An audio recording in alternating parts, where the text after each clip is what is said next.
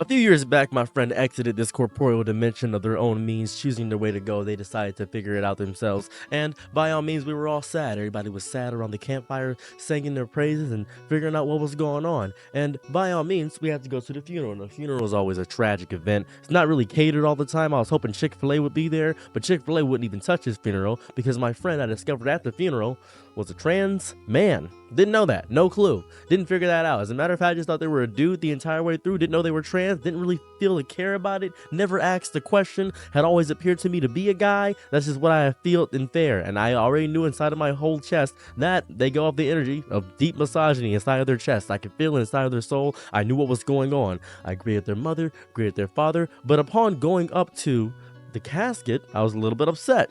They were in a dress. I was perplexed. I was confused. I didn't know what was going on. They had makeup on, and it looked like they had been stripped of their beard that was so immaculate on them. They had grown throughout years of working. You couldn't even see the protruding muscles that they had in their lifetime. I was very, very upset. So I ended up going up to people and asking, "So, what's going on? Why is he in a dress?" Everybody said, "Well, this is how she would have wanted." I said, "Hold on, let's roll back here. Take a second back. Why is he in a dress? What's going on? He gay?" It didn't appear gay to me. He was dating a woman. He was dating a woman my entire life. Holding on, it was like, well, he was born a woman. Who? And he's gonna exit a man, his true form, his soul. I want his soul to be dressed up for everybody else. And then I looked at the funeral directory where his chosen name was in the middle. So I had discovered my friend's dead name at the funeral, which I never wanted to know. I never wanted to know that information. That was information that was not privy to me. I was not supposed to have that information. I wasn't wanted to be allowed to have that information. I was a little bit confused and perplexed. I just popped up with my friends at the funeral because I got driven there, and I was angry. I was upset. I walked to the mom and I said, "Hey, did you know your son was, well, my daughter, no, your son, did you know your son didn't want this? This is not what the friend wanted." And she looking at me right in the eyes and saying, "Why are you dressed like the Grim Reaper?" I said, "Because I was asked to. This is my Sunday best. Gotta send them off in a great way, like a war veteran," is how I felt I had to do. So we're having a little bit of a spat and argument, and the mom says, "I don't want to talk about this. I just lost my child." "Yeah, you lost your son." And I walked away, went to dad, and I said, "So, how you feel about losing your son?" And he said, "Son, I don't have a son." "You do have a son. Actually, we can go look at your son, who is for some reason getting dolled up in a dress. We can look at your son right now. Let's go up to the casket." And he's coming up to me as if he's at the wrong funeral. He doesn't know what's going on. He's confused. I'm about to Sherlock Holmes Scooby-Doo mystery, figure this out, reveal the mask, and you figured out that, guess what? You disrespected your child. This is crazy. Now, the mother and father are thoroughly upset, and I sit further away from them. They're giving all the things, and I don't know why a pastor was there giving these Christian eulogies. My friend was not a Christian at all. As a matter of fact, they hated the aspect of God and all this stuff. They did not want this. They specifically said, if this happens at my funeral, I need you to make noise if they bring a pastor or something to give me into heaven, because I don't want that. And I said, "Got you, understand, completely understand." So I did exactly as I was instructed, because I respect last wishes, because I refuse to do something disrespectful to somebody in any capacity, especially if they specifically asked me. The entire time the sermon was going on, was coughing and hacking up spit and vitriol the entire way through. And then when the person said, "If anybody has something to say, would you like to come up?" I let them say their words. The mother said all the things about them being a daughter, about how much she liked to do this, all this other stuff. And I was getting angry. I was upset. I was like, cool, keep going. The dad was admitting to horrible things they had done to the child. It was insane. The dad alluded to doing horrible things that were of provocative nature, and nobody seemed to bat an eye. The way the phrasing was very specific towards, "I'm sorry what I did to you as a child that ruined in your flowerhood." It was very specific how the language was to not alert any eyes. I believe the sadness around the entire nature was averting everything, but I was so angry that I was so locked into the words, I didn't really grasp what was going on. It was very odd to hear the father speak. It was disgusting. And then I get up there and I say, "Hello, you disrespectful sapiens. I have words for you, and I'm not going to get off the podium until I get them out." And I was just, the Grim Reaper had a little fake side from Party City, just explaining how this man showed me how to fix my tire. This man showed me amazing ways of life, and I explained this in the way that they understood that they were more of a man than the father. They were more of a man than anybody there. They were amazing. I enjoyed their entire presence, their livelihood, how they operated, how they actually coalesced in this existence. And I, the entire time I had known them, had no clue they were born a woman. Had no idea. I didn't even consider it. Didn't even cross my mind. Didn't even hit my skull that they were born a woman. Had no clue. Didn't even hit my soul. But I never cared about that. I don't care about AFAB. I didn't care about none of that. Because they spoke to me misogynistically. They spoke to me as if I was a brother.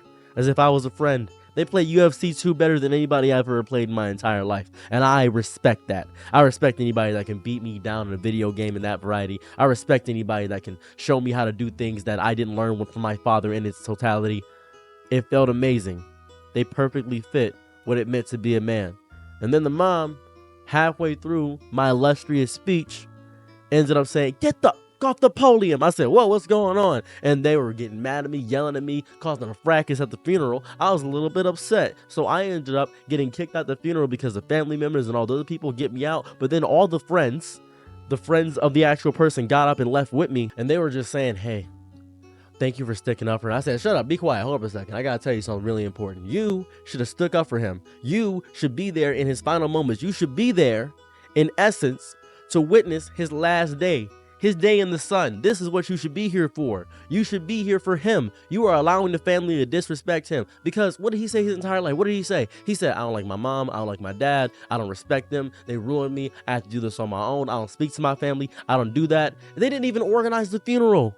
They didn't even organize the funeral. I'm pretty sure they're not paying for anything. Because you know what's crazy? This place would have been catered by Five Guys if the funeral was organized correctly.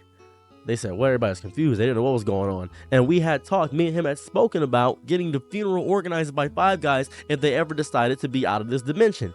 This was so disrespectful. Everything was so disgusting and nasty. Because to me, how you feel about somebody should reflect it in their final moments when they're not around. How you talk about somebody when they're not around is how you speak about them in general. That's how you should talk about somebody. That's how it should be. That's how a friendship should go. And these people, all these friends around them, were just not sticking up for him. They just allowed the family to misgender and all this nonsense. And I didn't even know. I had no clue. I had no clue this was going on. Shaved the beard. Put makeup on him. Did all this stuff, put a dress on him. This is insane. It was absolutely diabolical. And even with the beard gone, I saw no woman in there. I saw none of that. Even with makeup all dolled up, all just dressing up a corpse in the way you wanted it to be dressed. This disgusting display of nonsense. And you know what I saw? I saw my boy. That was amazing at UFC 2. I saw my boy right there. That's what I saw. I saw their true soul, their true essence, what they were supposed to be. That's what I saw. The fact of them bringing a pastor there, all this stuff to bring them into the heaven, Yahweh's arms and all this stuff, all disrespectful. Would you do that to a Muslim? Would you bring a Christian to a Muslim funeral? Would you do that? It's ridiculous. It's insane to me. It doesn't make any sense. And I think about this a lot because I know this is going to happen to so many people. This is going to happen to so many people when their families happen. It's going to happen to so many things.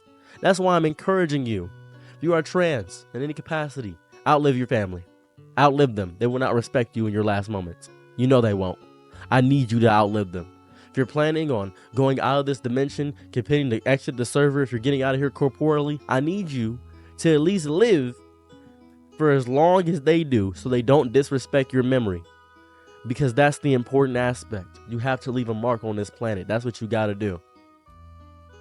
I was one of the pallbearers, wasn't able to do so because the family didn't let me. The dad ended up trying to carry the casket, ended up falling and messing up his shoulder, ended up getting crushed by the casket because it was a bit heavy. That was good to watch and witness. It was nice because of the horrifying things that the dad had expressed on the podium for some odd reason. It was a bit weird and agitating to me. Upon lowering my friend 6 feet under, I began to think about all the other people that are probably going through this nonsense. And I have a lot of people that are trans that are friends to me. And I hope that they are respected in their last moments and they don't have to do all this nonsense and gobbledygook. It's dumb. Respect your friends, regardless of whatever decision they choose, as long as it's not destroying them on the inside.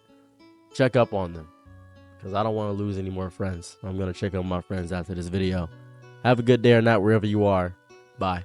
I'm your Nick at night, be my Laura, please, Lord. Ooh, happy to try what you need. Your world, I love to live in it. Ooh, I love the ride when you're free.